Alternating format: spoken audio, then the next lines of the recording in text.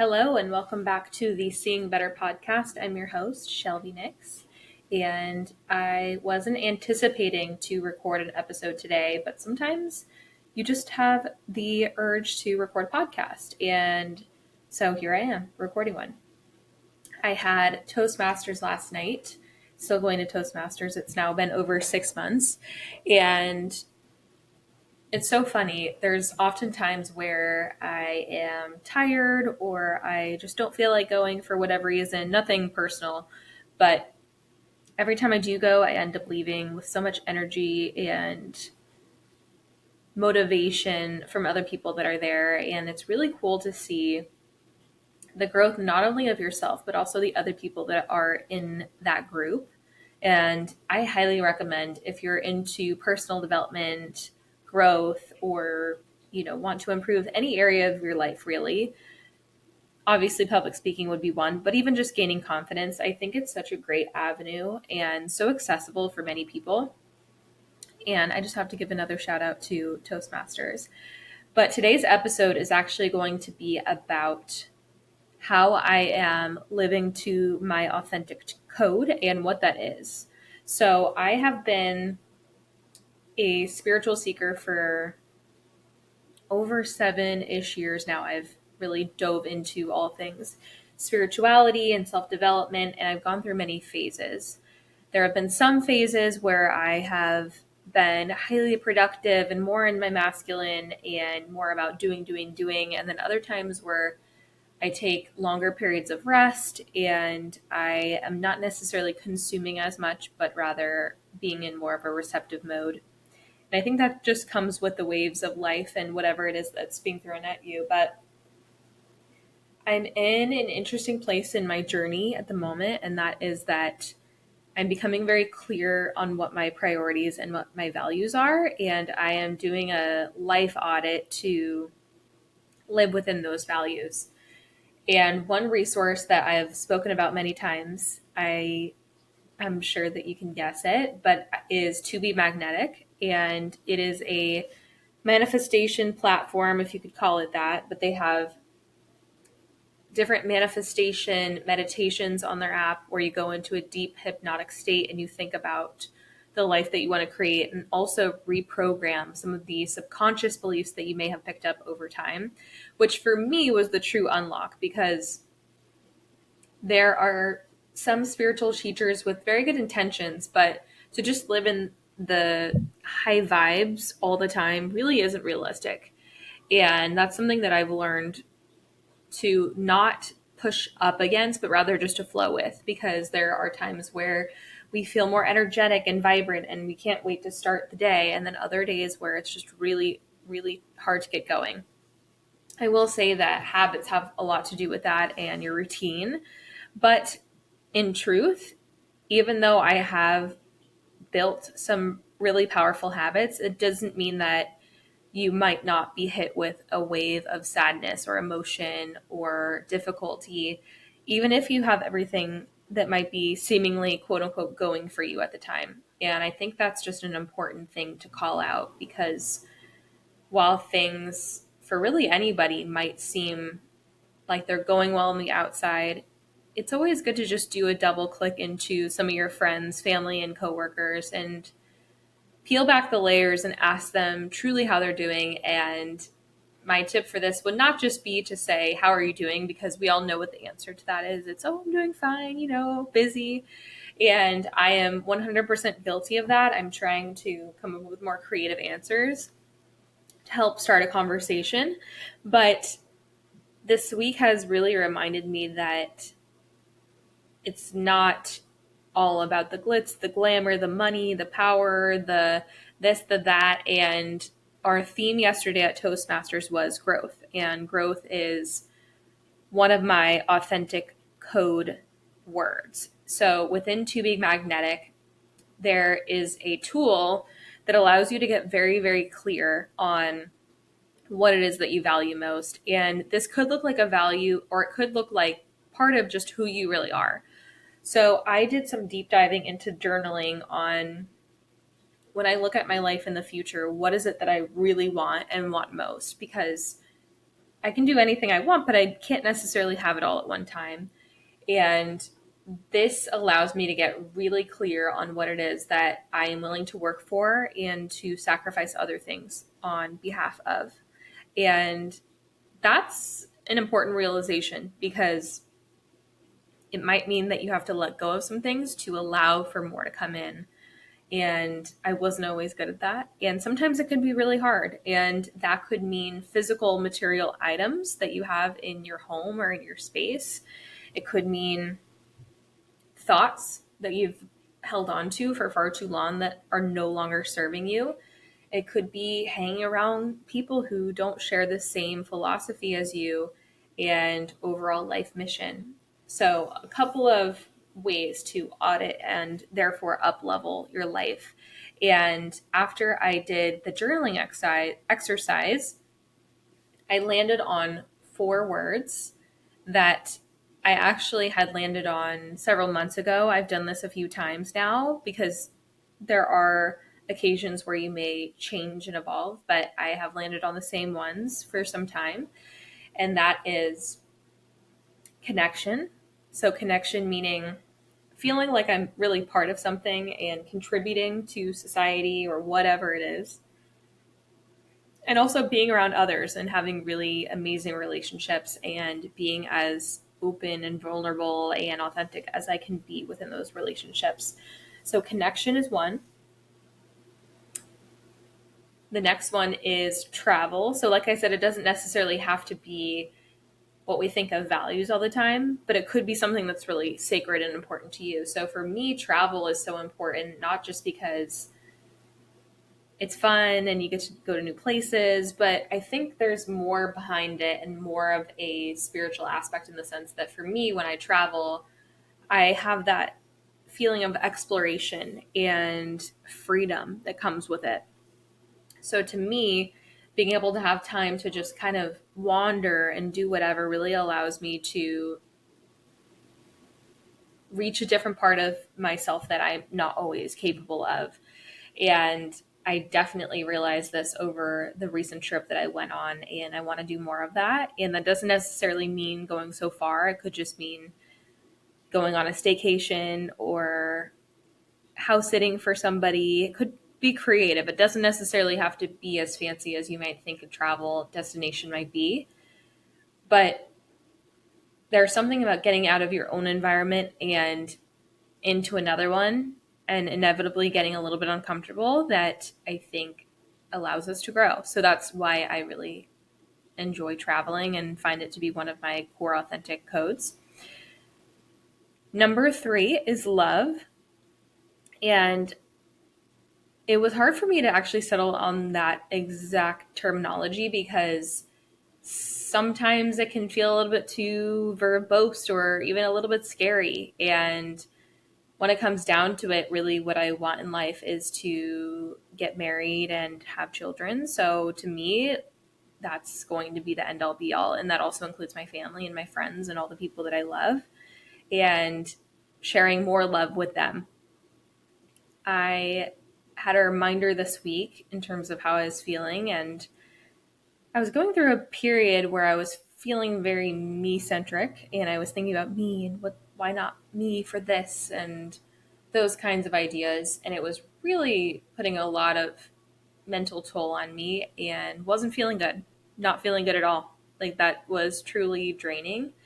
And I had to check myself and reconnect. And that meant I had to work past some old patterns and behaviors that I would have done previously to get to the other side. So if I'm frustrated, maybe I don't need to say anything. Maybe I can instead ask a question or take a pause or even leave if I need to, but I don't need to be so reactive. And that has been a pattern of mine throughout my life and something that I'm really working on. So I was proud of myself for at least not making those things other people's problem as much. I mean, I'm certainly still a guilty party here and I have more to learn, but I want to have my own ways of coping that don't necessarily implicate others in a negative way.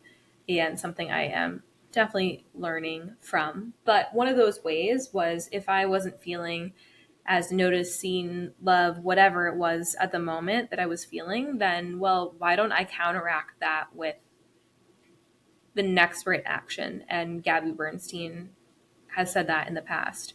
What's the one right next action that you can look to go up the emotional guidance scale? So I was talking earlier about how you can't necessarily go from something like despair to enlightenment, but what you can do is maybe you can just go up one level, and maybe you were sad and then you ended up being more melancholy and you are moving up the emotional guidance scale.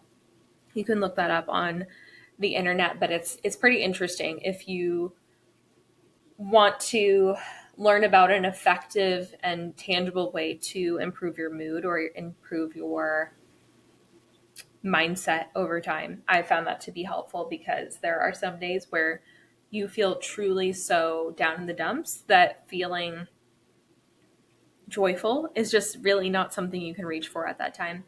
But maybe you can just do something to impart some positivity on other people. And I know for me, especially doing that this week, it's been so helpful. And really thinking about how I can better serve other people and not just myself. I read a book recently as well that my coworker gave me, and it's called Just Because You're Leading Doesn't Mean They'll Follow. And it isn't about what it sounds like, because at first I thought it was more about corporate leadership. And while yes, that's the main premise, it's more about the impact and the legacy that you have on other people. And I love the way that the story was framed because it was about a CEO of a company, of a finance company, who was having difficulty really connecting with the people that he was leading. They were nodding and being agreeable to him, but they weren't really being inspired by his words. And he had a tough realization to say, I'm not being the most effective as I could be. So what can I do? And I won't give it all away, but there is somebody that comes into his life and gives him a different perspective about the energy that he's sharing with other people. And the main message, or one of the main messages, is that it's not about you. And I took another public speaking training earlier this week at work as well. And it was basically the same message, like either it's not about you or get over yourself. And sometimes the tough love does work, I will say. It definitely kicked me out of that victim mentality pretty quick after hearing that. And especially when you're leading people or you are public speaking or you're sharing a message just like I am right now, it's really about the other people and the impact that it will make on them, and not as much about you yourself, what you're saying, what you're not saying, and being hyper vigilant. I have to remind myself of this because it's something I've been struggling with a little bit more recently, and that is being hyper paranoid and hyper vigilant about me. What am I saying? What am I not saying? Am I saying too much? Am I saying too little?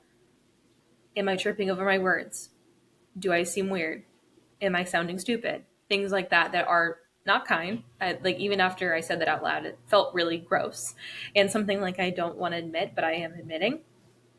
And I would also not want to make other people feel that way, because putting yourself out there in any way that you do in your day-to-day life is scary sometimes and can make you feel like you are jumping off of a cliff. But we want to make people feel welcome to do that. And that does not mean that you'll never be criticized a day in your life again. Absolutely not. That will be part of life and always will be. But doing it in a way that is truly sharing a message that needs to be said in a way that also is respectful of other people. We can say things from the heart and with love, using one of the key words, that can be both critical and motivating at the same time. So love was one of the other words. And then the final word out of the four was growth.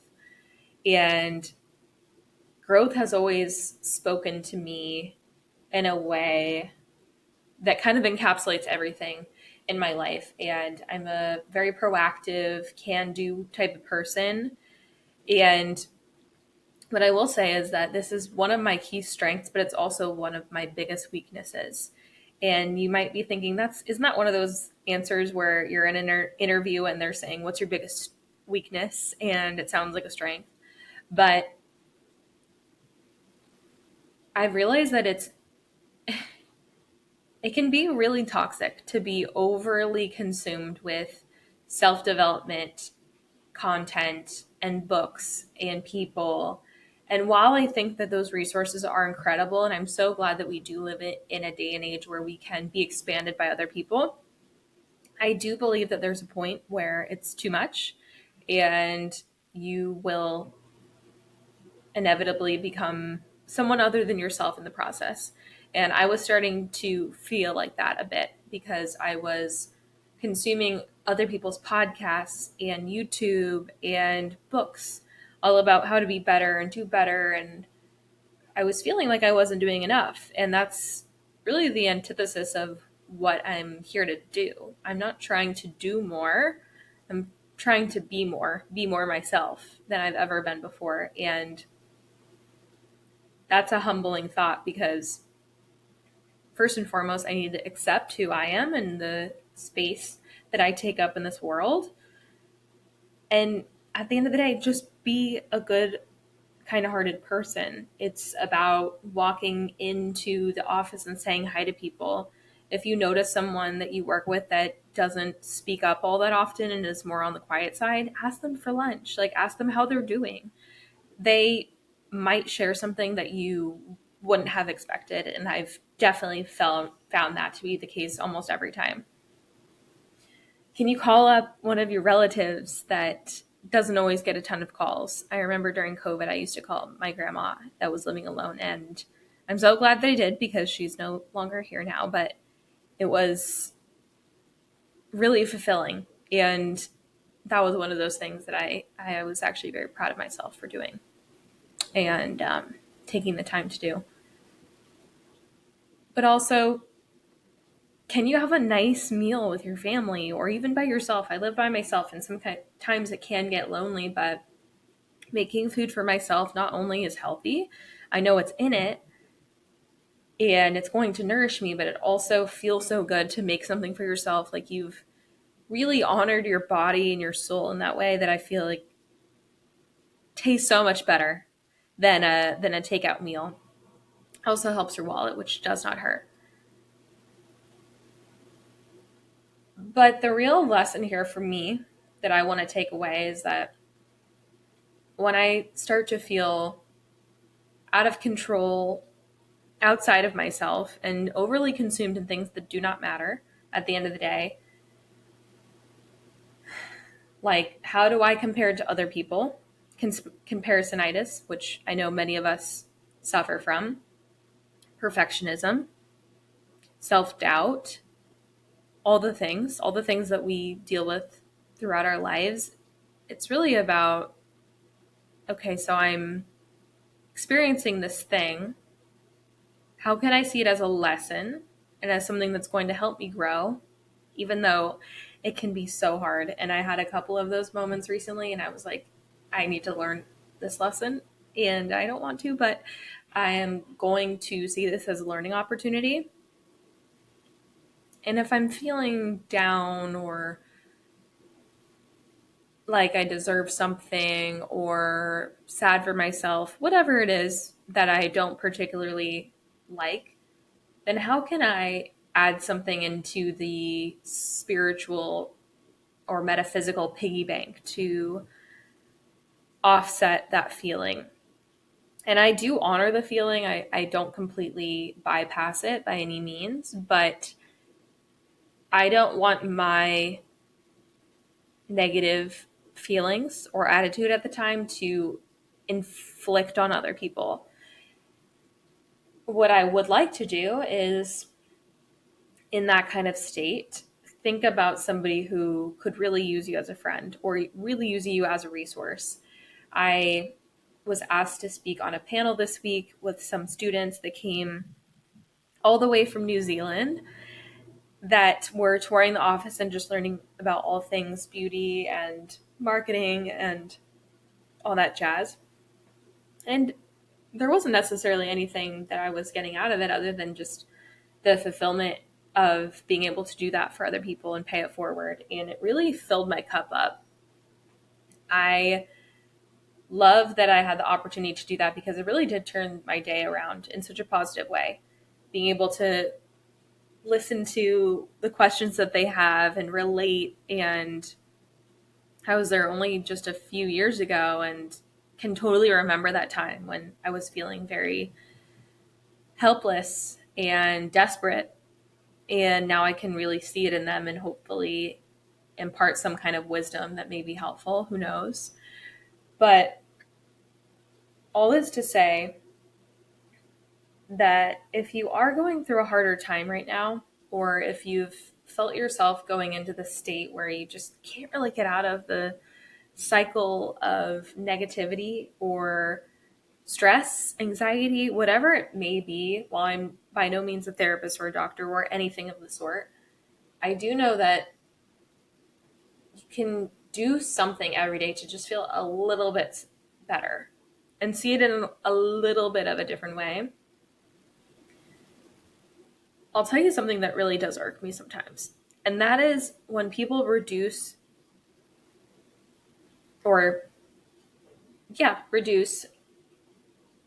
being anxious with just taking a few breaths. I'm sure if you're anxious out there, you know what I'm talking about. Because if you are in an anxious spell, it's really hard to have just deep breaths take it all away. Now, can it help alleviate some of that stress? Yes. And I have had that experience before. And I do think that there's a place for it, but it will not take away all the feeling that you are experiencing at the time. But you can take that tool and at least feel somewhat better knowing, okay, I did something for myself. I'm glad I didn't lash out at my kids or my husband or whatever it is. And instead, I chose to do something that honored me and what I needed most in that moment. And while in the past, I would have done X, Y, or Z and not felt proud of it and gone to sleep feeling like shit, I decided to take a pause, redirect myself, think about that person that I want to be in the future, and do better by it. That for me is such a key learning as of recent. And I've automated and built efficiencies in pretty much every area of my life, which I find to be very fun. And it's a weird trait that I have. But you also have to just enjoy things for what they are and just kind of be. Like sometimes there's no KPIs, there's no metrics, there's no, I'm going to reduce blah, blah, blah by X%. It's just like, you got to just be and you just got to do. And my parents tell me that all the time.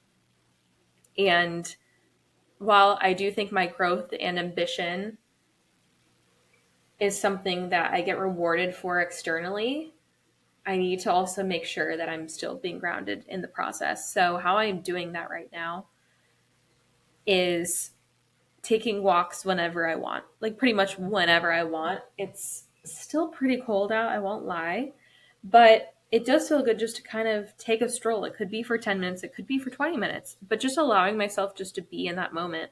Maybe I want to listen to a podcast. Maybe I want to listen to music. Maybe I want to listen to nothing. And just going with that gut instinct.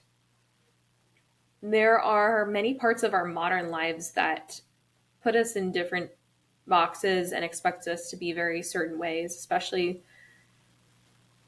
in corporate environments. And those are there for a reason, but there's also times where you need to step back and be more in flow with just what you need to be doing at the time.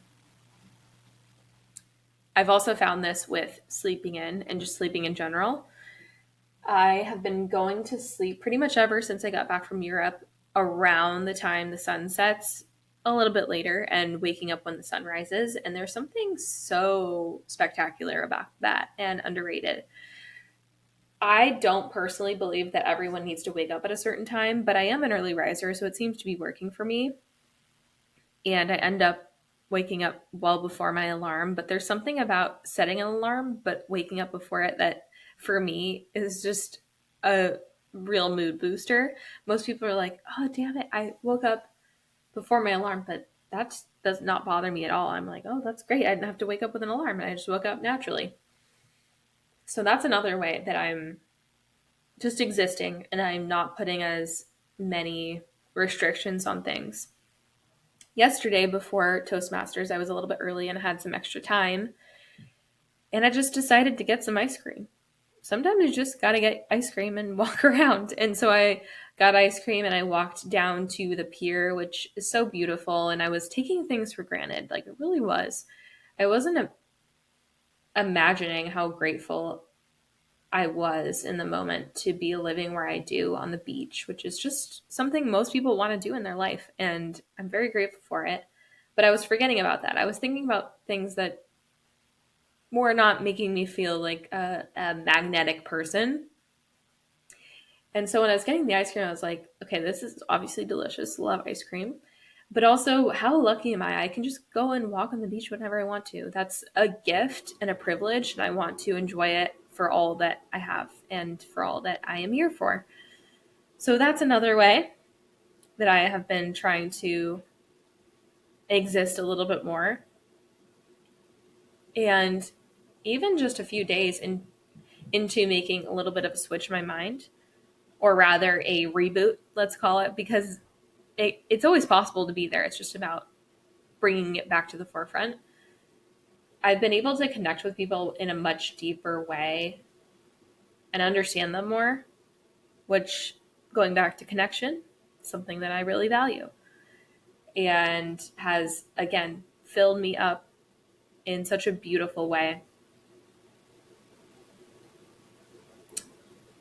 And I think that's where I'm going to leave it today. I wasn't totally sure what I wanted to talk about. I kind of was just in the mood, and I'm glad that I did because this put some puzzle pieces together for me that I was having trouble connecting the dots to. And sometimes you just got to talk it out, right? So I hope you all have a great week ahead of you. If you are going through a challenging time or are looking for a bit of a fresh start, getting out of a rut, any of those kinds of things, I know you're going to be on your way very soon. Especially if you put your mind to it, you're going to find ways that are going to light you up more than you are right now. And it's only temporary, it's a season. I'm here for you. I'm rooting for you. I want the best for you. And I will see you on the next one.